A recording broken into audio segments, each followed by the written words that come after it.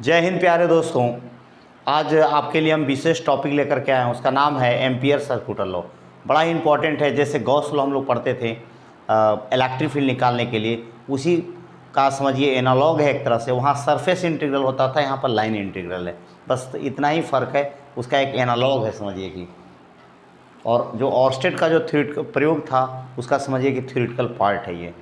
तो देखिए यहाँ पर सबसे पहले स्टेटमेंट की हम लोग बात कर लें, क्या है कि द लाइन इंटीग्रल बहुत छोटे में लिखना है। The line integral of magnetic field is equal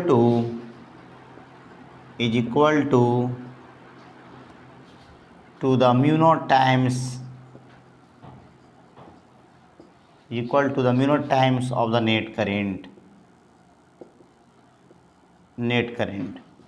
अब नेट करेंट क्या है, देखिए यहाँ पर समझना होगा लाइन इंटीग्रल क्या होता है। तो लाइन इंटीग्रल को पहले समझना होगा। देखिए लाइन इंटीग्रल का मतलब हुआ कि जैसे मान लिए, अगर सपोज कीजिए कि ये वायर है, तो इस पूरे को अगर हम घेर दें पेरीफेरी के द्वारा या लूप के द्वारा, उसको हम लोग लाइन इंटीग्रल कहते हैं। लाइन इंटीग्रल का मतलब हुआ डीएल का सम हुआ। जैसे अगर मान लिया सपोज कीजिए यहाँ पर कि अगर ये वायर है, यहाँ पर आई है, इसमें करंट फ्लो कर रहा है, तो ये देखिए आपका एम्पेरियन लूप इसको कहते हैं। तो ये छोटा छोटा जो पार्ट है डीएल, यहाँ पर जैसे डीएल हो गया और डीएल हो गया, इस तरह जो छोटा छोटा पार्ट होगा उसका ये सम होता है। ये डीएल हो गया, इस तरह ये छोटा छोटा जो पार्ट होगा उसको सम कर देंगे। तो ये लिखा हुआ the line integral of magnetic field, ये इस तरह, और is equal to mu naught times into I net है यहाँ पर। तो देखिए एक वायर के लिए तो बड़ा ही आसान होता है। जैसे मान लिया जाए कि यहाँ पर सबसे पहले थोड़ा सा हम लोग बात कर ले यहाँ पर। जैसे मान लिए कि सपोज कीजिए कि बहुत सारा करेंट है इसके अंदर। जैसे वायर से पहले समझिए, फिर इसके नेट कंसेप्ट को देखते हैं हम लोग। मान लीजिए 3 वायर है आपका, I1 है, I2 है, I3 है, और एक आध करंट ले लीजिए, ये आपका I4 है, इस तरह है। तो देखिए यहाँ पर कैसे हम लोग इसको आई नेट कैसे निकालेंगे। सबसे पहला ये ड्यूटी हम लोग को कि आई नोट कैसे निकालते हैं। तो इसके लिए आपको समझना होगा कि जो आप लूप लिए हैं उसका भी डायरेक्शन चूज करना होगा। अगर एक करंट रहेगा तो कोई बात ही नहीं है, लेकिन यहाँ पर बहुत सारे करेंट्स हैं, नंबर्स ऑफ करेंट्स हम ले सकते हैं, 1000 तक करेंट, 2000, 3000, जितना भी आ जाए सबका निकल जाएगा। तो देखिए यहाँ पर हम अगर कंसीडर कर लें कि डीएल का डायरेक्शन ऐसे है, तो डीएल का डायरेक्शन ऐसे है, तो अब समझना होगा कि देखिए राइट हैंड के द्वारा, देखिए ये डीएल आपका है, तो डीएल का तो I1 ऊपर वाले को प्लस ले लेंगे और नीचे वाले को माइनस ले लेंगे। तो ये आपका प्लस हो गया, और कौन कौन ऊपर है, देखिए I3 है, प्लस हो जाएगा, ये भी प्लस होगा, और ये माइनस हो जाएगा। तब हम लोग इसको क्लोज इंटीग्रल, अगर सर्टेन शेप रहेगा तो इसको भी हम लोग कर लेते हैं, B dot D L mu naught. अब देखिए जो प्लस है, देखिए I1, I3, I4 minus I2, ये इस तरह निकल जाएगा। देखिए अब बाकी यहाँ पर अगर सर्टेन अगर हम लोग का लूप रहेगा तो निकल जाएगा आराम से। इसी को हम लोग चेंज करते हैं। देखिए कैसे, यहाँ पर ये डॉट हो गया आपका, ये आपका क्रॉस हो गया, ये आपका डॉट हो गया, ये आपका डॉट हो गया, देखिए इस तरह हो गया। और इसी को देखिए, अब इसी को हम लोग घेर के ऐसे, देखिए इसको हम लोग ऐसे दिया रहता है बुक में, और डीएल का डायरेक्शन आपका देखिए ऐसे हो गया, डीएल का डायरेक्शन ऐसे हो गया, डीएल का डायरेक्शन ऐसे हो गया। देखिए हर पॉइंट पर दिखा सकते हैं डीएल का छोटा सा एलिमेंट है, ये डीएल, और इसी को हम लोग सम कर देंगे वहाँ पर, डीएल फिर डीएल, इस तरह ये डीएल हो गया। तो अब देख सकते हैं यहाँ पर कैसे होगा। दूसरी बात एक समझना है कि एम्पियर सर्कुलर लॉ कब वैलिड होगा। तो आपको ये समझना होगा कि देखिए यहाँ पर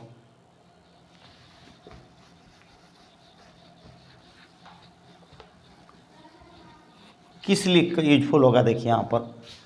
तो यहाँ पर एक करेंट के लिए हम लोग बात कर लें यहाँ पर पहले।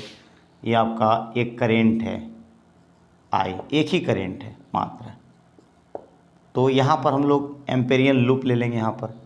अब देखिए यहाँ पर देखिए डीएल का डायरेक्शन ऐसे है और करके देखिए मैग्नेटिक फील्ड का डायरेक्शन भी ऐसे है। हर जगह वही स्थिति है डीएल, और ये मैग्नेटिक फील्ड हो गया आपका। फिर हो गया देखिए यहाँ पर डीएल मैग्नेटिक फील्ड हो गया। फिर देखिए यहाँ पर डीएल मैग्नेटिक फील्ड हो गया। देखिए यहाँ पर डीएल मैग्नेटिक फील्ड हो गया। देखिए जब समझना होगा useful for B is tangentially to the element DL, then B is non zero value, B having non zero value, ये समझना होगा। दूसरा, अगर B is perpendicular to element DL अगर होगा तो आप देखिए B डॉट DL जब करेंगे तो यहाँ पर क्या होगा, B DL cos 90, तो देखिए जीरो हो जाएगा। या तीसरा केस में अगर बी वैनिश हो जाए, बी वैनिश्ड, तब भी आपका क्या होगा, जीरो होगा। बी डी एल का मान कितना होगा, बी डॉट डी एल का मान कितना हो जाएगा, जीरो हो जाएगा। तो देखिए ये एनसीईआरटी लिखता है, जो कि हम लोग इसको भी देखते चलें। दूसरी बात, एक बात समझना होगा कि जो ये जो वैलिड, एक और समझना नोट करके कि ampere सर्कुटल law is applicable for steady current,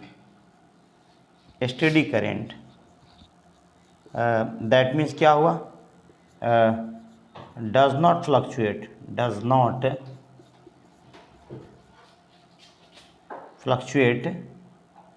या does not, इसको लिख दिया चेंज विथ टाइम। मैंने समझा टाइम के साथ ही बदल नहीं रहा है, स्टेडी करेंट के लिए होता है ये। अब देखिए यहाँ पर ये जो इस तरह का जो आ रहा है, आप देख रहे हैं यहाँ पर, तो इसको सिलेंड्रिकल सिमेट्रिसिटी भी कहा जाता है। सिलेंड्रिकल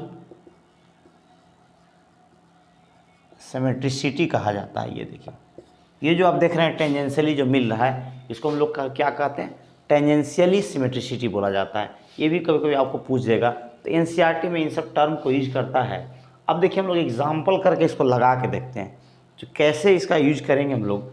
तो सबसे पहला एग्जाम्पल देखिए यहाँ पर,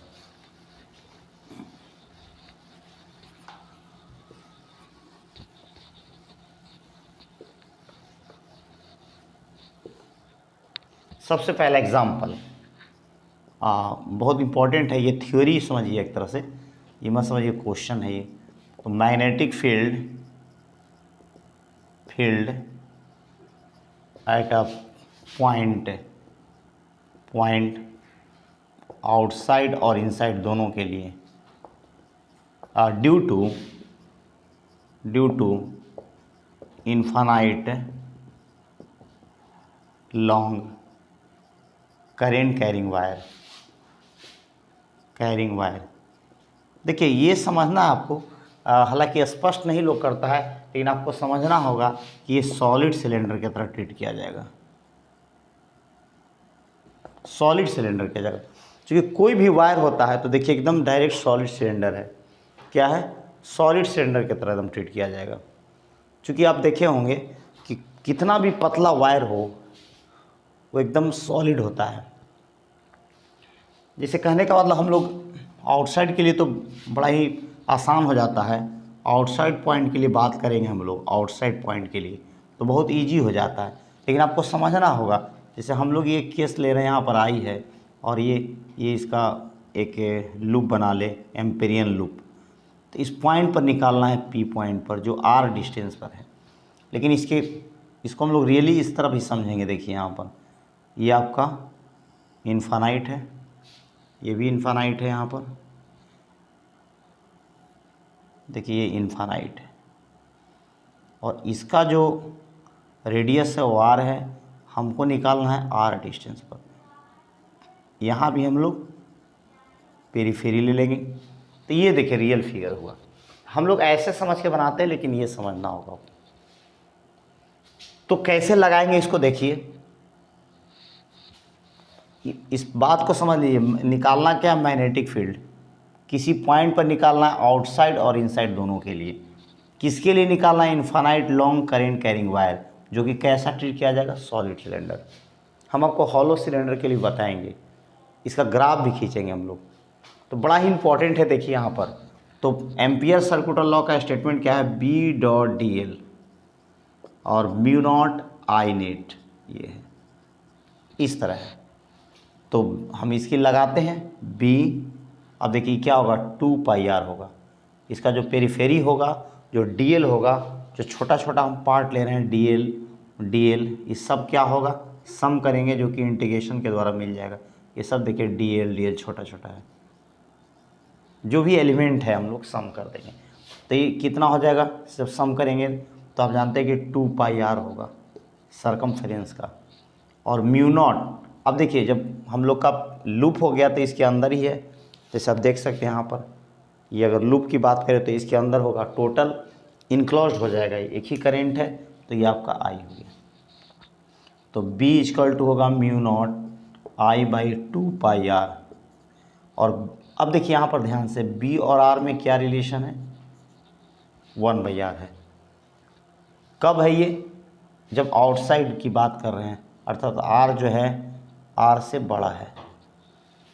तो एक केस हो गया हमारा ये, यहाँ पर ये हम कहीं लिख लें, यहाँ पर देखिए B 1 बाई आर, कब, जब R जो है R से बड़ा है। एक केस आउटसाइड के लिए हो गया, यहाँ पर आउटसाइड के लिए। फिर मिला करके हम लोग ग्राफ खींचेंगे। अब इनसाइड की अगर बात करेंगे, हम लोग इनसाइड की बात करें अगर इनसाइड की, तो इससे तो नहीं हो पाएगा, चूँकि एक लाइन के द्वारा हम दिखाए हैं। थोड़ा सा बड़ा फिगर कर दें तो स्पष्ट हो जाएगा। देखिए जैसे मान लीजिए यहाँ पर थोड़ा सा जितना बड़ा फिगर होगा उतना ही स्पष्टता आएगी। देखिए आपको क्लियर समझ में आ जाएगा। जी, बहुत सारे बच्चे कंफ्यूज रहते हैं, और ये बहुत ही इम्पोर्टेंट है ये। तो इसका देखिए आर है रेडियस, और अब हमको यहाँ पर निकालना है, इसके अंदर में निकालना है, ये अंदर में। इसका हम लोग स्मॉल आर ले लें, पॉइंट पी अंदर आ गया। तो समझिए कि करेंट्स, जैसे अगर हम लोग बात करें यहाँ पर, तो हर, चूँकि सॉलिड है, हर पॉइंट से देखिए यहाँ पर इस तरह करंट अंदर में होगा। देखिए इस तरह होगा, इस तरह देखिए इस तरह हो गया, इस तरह होगा हर पॉइंट्स पर। चूँकि हम लोग को अब ऊपर से अगर हम लोग देखेंगे, फ्रंट व्यू की जब बात करें, तो ऊपर से जब देखने पर देखिए इस तरह होगा, पूरा में करंट आ रहा है यहाँ पर, और उसके अंदर में हम लोग को देखिए यहाँ पर ये यहाँ पर निकालना है। तो देखिए समझिए यहाँ पर एक बात कि पाई आर स्क्वायर जो करंट होगा, देखिए यहाँ पर, तो सवाल है कि पूरे आर रेडियस में करंट आई है, तो इस स्मॉल आर रेडियस में कितना करंट होगा, इसको हमको बताना होगा। तो देखिए यहाँ पर आप ऐसे निकाल सकते हैं, pi are square having current I. अगर हम लोग छोटा लें या बड़ा लें, देखिए यहाँ पर आई, इसलिए अगर एक में बात करें तो कितना होगा, I by pi are square हो जाएगा। इसलिए पाई आर स्क्वायर में कितना होगा, I pi are square into pi are square. Pi से पाई कट जाएगा, तो ये हो गया आपका आई नेट, आपका आ जाएगा आई आर स्क्वायर, कैपिटल आर का स्क्वायर इंटू स्मॉल आर का स्क्वायर। अब हम लोग इसमें लगाएंगे, डायरेक्ट लगा दे, चूँकि आई नेट तो मिल गया, फिगर की आवश्यकता नहीं है, फिगर को हटा सकते हैं हम लोग। तो देखिए कैसे इसको करेंगे, इसको कैसे अब लगाएंगे, लेकिन ध्यान देना है, फिगर की थोड़ा सा आवश्यकता पड़ेगी कि जो आपका जो ये जो इसका तो लेना पड़ेगा आपको। देखिए यहाँ पर 2 पाई आर, क्योंकि डीएल तो अभी आपको छूट कर देखिए, डीएल का अगर इंटीग्रेशन करेंगे तो 2 पाई आर आएगा ही, वो तो सेम रहेगा। तो लगाइए यहाँ पर, देखिए इसको लगाते हैं हम लोग, b इंटू 2 पाई आर। अब देखिए यहाँ पर ध्यान देना है, कॉस जीरो हो रहा है, ये अगर मान लीजिए कन्फ्यूजन जाए, क्योंकि डॉट प्रोडक्ट है, तो डॉट प्रोडक्ट में हम लोग देख चुके हैं यहाँ पर देखिए कि डीएल का डायरेक्शन और बी का डायरेक्शन सेम आ रहा था, तो कॉस जीरो है वहाँ पर, और म्यू नॉट है, और आई नेट के जगह पर रखेंगे I R square by R square, ये हो जाएगा हम लोग। तो यहाँ से एक आर कैंसिल हो जाएगा, तो b equal to mu naught I R by 2 pi are square. इसको हम लोग करेंट डेंसिटी के भी फॉर्म में ला सकते हैं, क्योंकि पाई आर स्क्वायर को हम लोग जे लिख सकते हैं यहाँ पर, जे इक्वल टू आई बटा ए, उस फॉर्म में कर ले हम लोग, आई बटा ए, है ना, current density per unit area, तो आई, इसको हम लोग जे लिख सकते हैं, इससे कोई फ़र्क नहीं पड़ेगा। जे बराबर क्या होता है, करेंट डेंसिटी है, करेंट पर यूनिट एरिया होता है, तो आई बटा पाई आर स्क्वायर को हम लोग लिख सकते हैं जे, या चाहे तो हम लोग जे लिख दें, यहाँ लिख सकते हैं। देखिए यहाँ पर b equal to mu naught, और इस टर्म को लिख दें हम लोग जे, तो लिख देंगे जे आर बाई 2, ऐसे भी दे सकता है।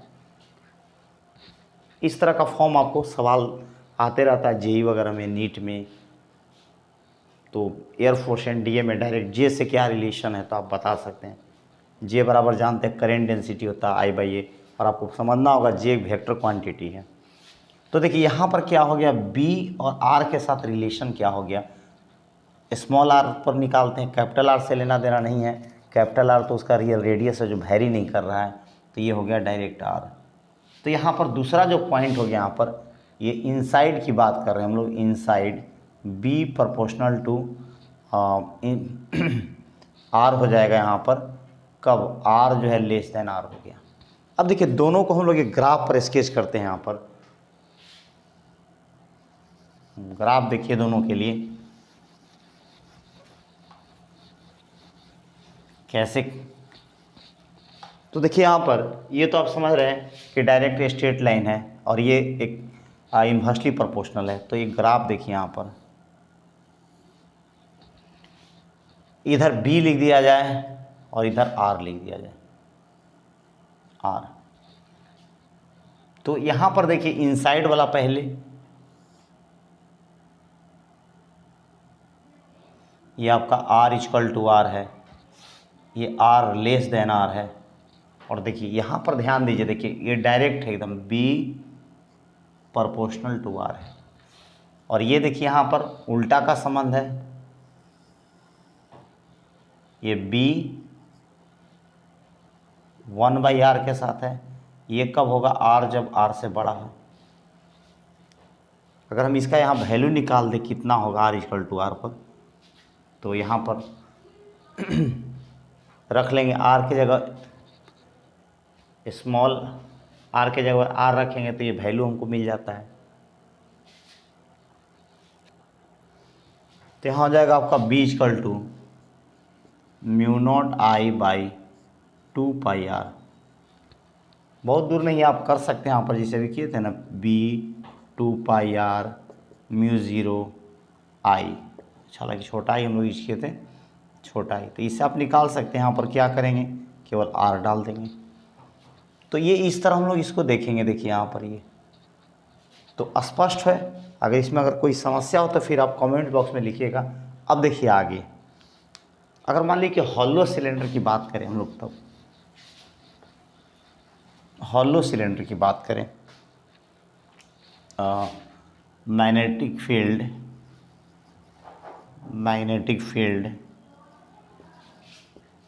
at a surface, yeah, at a point, at a surface, outside और इनसाइड दोनों हम लोग बात कर सकते हैं, इनसाइड या outside, due to long due to long infinite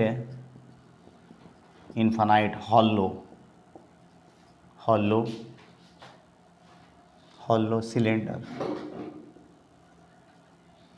infinite hollow current carrying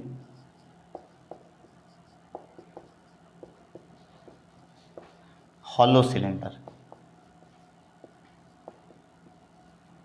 देखिए अभी इसकी बात करें हम लोग, बड़ा ही इंटरेस्टेड है ये टॉपिक यहाँ पर। तो अब हम लोग बात करते हैं कि मान लिया जाए कि ये आपका हॉलो सिलेंडर है। तो हॉलो सिलेंडर है, दैट मीन्स क्या हुआ कि बाहर में जो है कि जैसे देखिए आपका ये हर पॉइंट जो है कि एक वायर की तरह काम कर रहा है। देखिए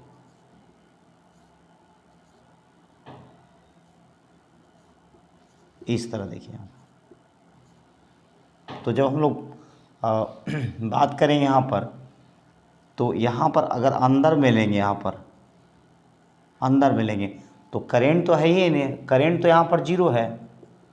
तो मैग्नेटिक फील्ड क्या होगा, तो इनसाइड की अगर हम लोग बात करेंगे, इनसाइड की अगर हम लोग बात करें तो आई जीरो है, तो यहाँ पर बी जीरो हो जाएगा। अगर आउटसाइड की बात करें, आउटसाइड की अगर बात करेंगे, जैसे मान लीजिए यहाँ पर इस तरह देखिए बात कर, यहाँ पर ध्यान दीजिए, ये पी पॉइंट है आर डिस्टेंस का। तो इसके लिए क्या हो जाएगा, बी डॉट डी एल ये लगा रहे हैं हम लोग, म्यू नॉट आई नेट। तो आई तो पूरा आ जाएगा, तो बी हो गया आपका 2 पाई आर हो जाएगा, और म्यू नॉट आई, तो बी इक्वल टू हो जाएगा mu naught I by 2 pi R. देख सकते हैं, क्योंकि आप देखिए यहाँ पर फिर से हम लोग बात कर ले कि जब अंदर यहाँ पर बहुत सारा वायर की तरह है। देखिए यहाँ पर, ये देखिए यहाँ पर, तो यहाँ पर हम लोग इनसाइड निकाले, अब हम लोग एक आउटसाइड लिए यहाँ पर। तो P एक बार यहाँ था, एक बार यहाँ था। तो इसके लिए कैसा ग्राफ होगा, तो यहाँ दो फंक्शन हो गया। फिर लिखा जाए फंक्शन इनसाइड के लिए आपका क्या हो गया, I जीरो हो गया, B जीरो है यहाँ पर, या डायरेक्ट रिजल्ट को लिखे B zero, B equal to zero कब, R less than R। Outside के लिए बात कर ले हम लोग, B 1/R कब, जब R से बड़ा हो। तो इसके ग्राफ को देखा जाए, जैसे आप याद कीजिए हम लोग गॉस थ्योरम में जब हॉलो सिलेंडर होता था, तो वहाँ पर आप याद कीजिए इनसाइड के लिए और आउटसाइड के लिए, तो उसी तरह का एनालॉग है, गॉस थ्योरम का ही ये एनालॉग है एक तरह से। आप वहाँ जो रिलेशन है, अंतर सिर्फ वही है कि वहाँ सरफेस था और यहाँ पर लाइन है, अंतर यही है, लाइन इंटीग्रल है, वहाँ सरफेस इंटीग्रल होता था। तो यहाँ पर देखिए, यहाँ पर फिर जो है कि बी का डायरेक्शन ऐसे हो गया, और इधर जो है कि आर का ले लीजिए। इस वाई एक्सिस को हम लोग मैग्नेटिक फील्ड्स के द्वारा दिखा रहे हैं, और जो आर है, इस पॉइंट का जो दूरी है वो एक्स के द्वारा दिखा रहे हैं। अब देखिए आर इक्वल टू आर तक हम लोग बात करें तो क्या होगा, देखिए यहाँ पर ये मैग्नेटिक फील्ड जीरो है, मैग्नेटिक फील्ड जीरो हो गया। अब यहाँ से जब आर से बड़ा हो तो देखिए आपका इस तरह हो जाएगा। तो देख सकते हैं हम, तो B equal to zero, B equal to zero कब, आर लेस देन आर, और अगर आर से बड़ा है तो बी 1/R। देखिए तो बड़ा ही इम्पोर्टेंट देखिए कंसेप्ट है, ये क्वेश्चन के रूप में भी पूछा जाता है और थ्योरी के रूप में भी पूछा जाता है। तो हम समझते हैं ऐसा कि आपको गॉस थ्योरम से अब नहीं छूटेगा, कि गॉस थ्योरम से हम लोग सारा कंसेप्ट को देख लिए। देखिए आपको इसको अच्छे से समझने के लिए सबसे पहले तो आपको गॉस थ्योरम पढ़ना चाहिए, और जो इस चैप्टर से रिलेटेड है आपको बायट-सेवर्ट लॉ, तो उसका अगर आइडिया होगा तो और अच्छा से आप समझ सकते हैं। क्योंकि गॉस थ्योरम में हम लोग जो पढ़ते हैं उसका कंसेप्ट, और बायट-सेवर्ट लॉ में हम लोग इन्फानाइट जो करेंट कैरिंग वायर था उसके कारण मैग्नेटिक फील्ड निकाल चुके हैं। तो बायोट सेवर्ट लॉ का आपको 2 केस हमने बताया है, दोनों केस देखना बहुत ज़रूरी है, तब ये एकदम बउआ टाइप हो जाएगा। और एक बात और, शेयर करते रहिए, लाइक करते रहिए, एक को कम से कम शेयर कीजिए, क्योंकि हम लोग का मेहनत बेकार नहीं जाए। Thanks to all. जय हिंद, जय भारत।